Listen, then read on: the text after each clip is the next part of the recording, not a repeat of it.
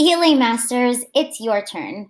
Remember that for independent practice, we want to try our best without an adult or sibling's help. If you need to, you have the text here to reread. Well, we should be experts at identifying the genre of this text by now, whether it is an info text, a nonfiction, or historical fiction. Make sure that we are also using our PO codes for these two questions, scholars. For numbers 3 through 6, you should be writing an RAC response. That means because you have the text here, you must be using evidence from the text, otherwise, you will not receive points for your questions.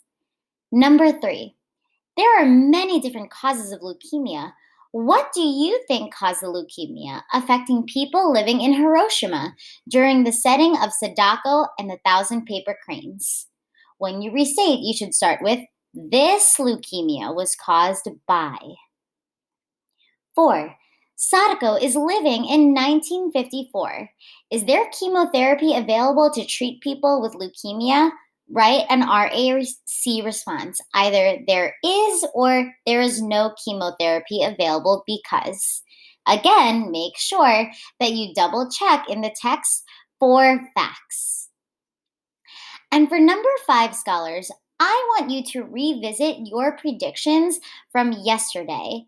Why do you think that Sadako is having dizzy spells based on what we now know in our schema?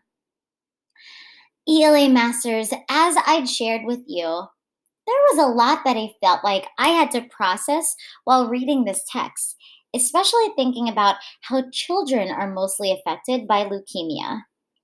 Just imagine, in the years after the bombing of Hiroshima and Nagasaki, the number of Japanese children living in or near these cities who contracted leukemia spiked. And if you were living in Japan in the 1950s, how might you feel? What might you be thinking? I know that I definitely reflected on that in my historical fiction journal. Friends, thank you so much for reading with me today. I can't wait to see all of your excellent evidence-based predictions in today's work for our next chapters in Sadako and the Thousand Paper Cranes. Have a great day, scholars!